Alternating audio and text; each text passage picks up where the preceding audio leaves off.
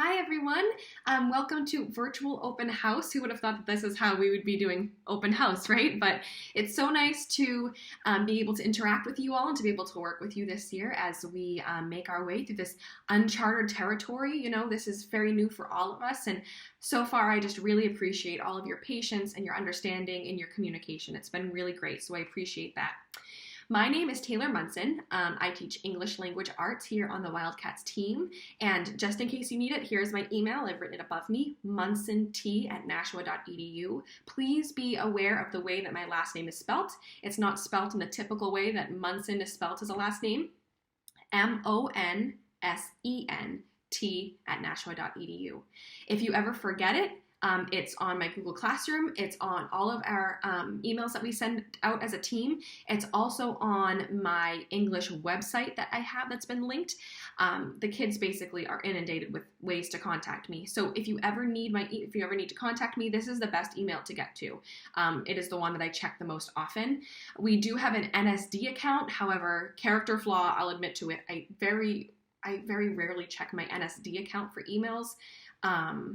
Which I need to get better at, but to be honest with you, this one is the one that I always look at for communications. NSD is what I look at for assignment submission. So there you go. So this year in English, it's really a great curriculum. I'm really fortunate to be able to teach what I teach. We are given the curriculum by the district called Study Sync, and in this, there's 4 units that we teach. Yes, I follow this. I do like to add in my own kind of flair and my own kind of projects and different assignments that we get to do, videos we get to watch in order to make the curriculum much more enriching and much more, intriguing and engaging for the kids. So we start out with the first unit, which is the suspense unit. And in the suspense unit, we read a variety of different really awesome authors, including Edgar Allan Poe, and we read Stephen King, and all of these really awesome, famous writers in suspense. We also talk about different elements of suspense, and we write our own short, creative, suspenseful story, which is really great because you get to see the kids really come alive in their imaginations. The second unit that we're focusing on is the moral compass unit, which teaches right from wrong and really explores who we are as people and the things that we hold of value in our morals. And it's really great to be able to see the kids talk about who they are, how they were raised, the things that are really important to them, and how they want to raise either their future children, or if they could go back in time and talk to themselves, what would they want to tell themselves for advice. And we do a lot of reflecting, we do a lot of discussion, and we read some, again, amazing authors, including Langston Hughes, which we do a little mini unit on. He is awesome. And we read a lot of different multicultural literature in this as well. So we get to hear from different viewpoints, which is always great because it makes us well-rounded humans. We will be doing a self-reflective essay at the end, which the kids really loved last year. I created it and I was unsure about how it would go, but kids last year absolutely loved it. So I'm hoping that your student will love it as well. The third unit we'll focus on is called In Time of War, and this focuses on World War II and the Holocaust. This is a topic that myself and my students typically find very, very interesting. Of course, even though this is a very touchy topic, it's a very difficult topic to approach. I try and do it in a very grade appropriate, age appropriate way, while also still teaching them the really tough reality of what was going on at this time. So I do teach some history to it because I don't believe that you can fully access literature without understanding the historical context surrounding it. So we will be doing some historical pieces because Mr. Banner, unfortunately, he goes up to the Civil War. So he doesn't necessarily get to touch on that in his curriculum. So I do kind of play history teacher for a few days, and I teach them some of the background. So we'll be doing some reading from there as well, which includes a really famous speech by a man named Elie Wiesel, who survived the concentration camps. And we read a bunch of different aspects of World War II and the Holocaust. After that, we do the Civil War unit, and the Civil War unit really focuses on equality and racism and race relations of the time, and we get to hear from Sojourner Truth and Frederick Douglass and and Harriet Tubman, some of the really inspirational and notable people of that time. Now, last year I taught this unit online, so this year we'll be kind of feeling it out and seeing what the best way to go about this is. And I'm super excited. The kids really tend to love this curriculum, so I am really excited about it. with that being said, and hopefully I'm not talking too fast, I do have the tendency to speak pretty quickly. With that being said, there are a couple things that are really important to know about English class. I do Zoom every single day. I am live Zooming basically every single day so far. I really hope to continue with that so long as, extenuating circumstances don't get in the way, because I love to teach to people, I don't love to teach just on like here's your assignment. So you probably have, if you're home, you've probably heard me talking to your children or your students at some point.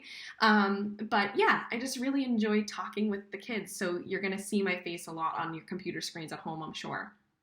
The other thing that's super important that can be kind of controversial, but hear me out, is I do not accept late work. Okay, unless there is communication with me otherwise. I do not accept late work. And please hear me out on this, because some people think that this is just a really stringent and mean thing to do. What I found in my first few years of teaching is that if I don't have a hard and fast due date and I accept late work, kids don't turn in their assignments until right before the quarter closes or until grades are due.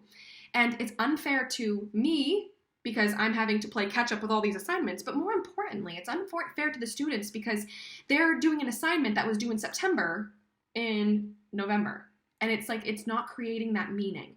And the whole point is for these assignments to create meaning. I don't just throw assignments at your children or your students just because. I want them to mean something. I'm always connecting our literature and our work to the outer world and to them so that they can put that together and create a deeper meaning of their learning. So it's not going to be as impactful if I just allow them to turn it in at any time. Furthermore, I stand with you in wanting to make sure that we're creating together with school and at home this upstanding, responsible, respectful human being that you guys have done such a great job to do so far, right? But school also is responsible for teaching children these absolutely critical life skills. And one of those is responsibility and respect for deadlines. So let's just say that I have an assignment that's due tomorrow at this time, at 10 o'clock, okay, in the morning, and a student doesn't turn it in. It goes in as a 0. If I know that they had access to what they needed access to, they were in class, and all of these factors, and I didn't get any email saying, hey, Miss Monsen, listen, this happened, and I don't know if I'm going to turn it in on time. If I didn't get any communication, then as far as I'm concerned, it was just I didn't feel like doing it, and here's that. So it goes in as a 0, okay? If I get communication saying, hey, Miss Monsen, you'll never guess, this happened, my computer crashed, blah, what am I going to do? That's different.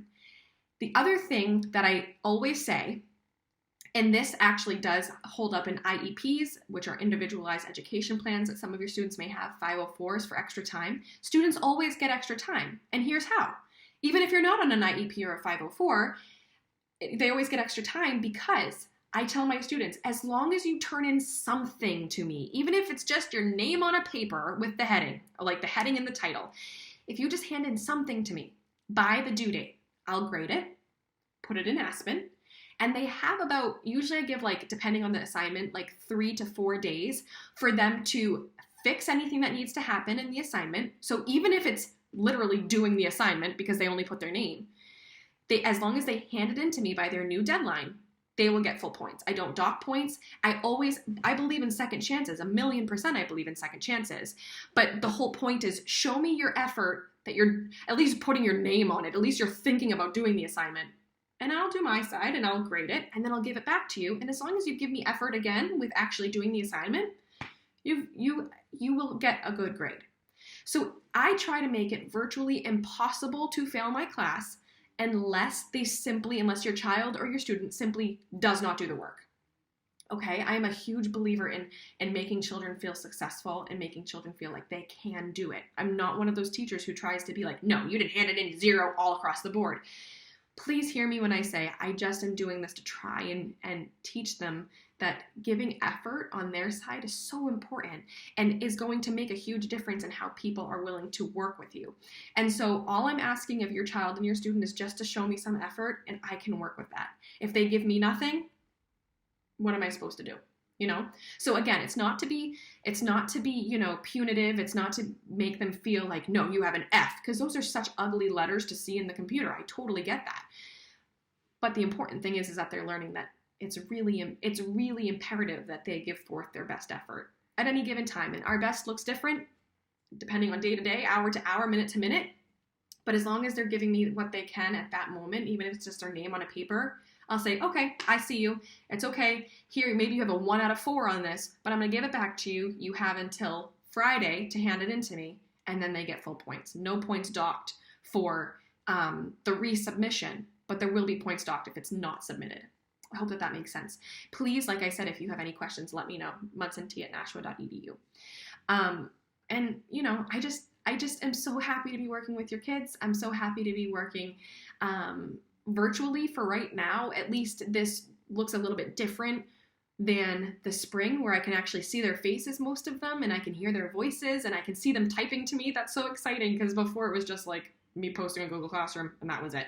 So even though this world doesn't look perfect right now, it's getting better, right? It's getting better than how it looked last spring. I hope for you guys, you can agree.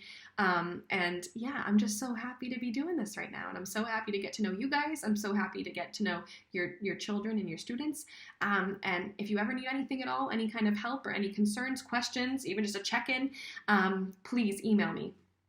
And yeah, so that is English class with me. I apologize for the long rambles and the quick talking, but that is that. So if you have any questions, like I said, email me, reach out to me, and I'll be happy to help with anything I can. All right. Thank you so much, guys. Have a great rest of your night. Bye.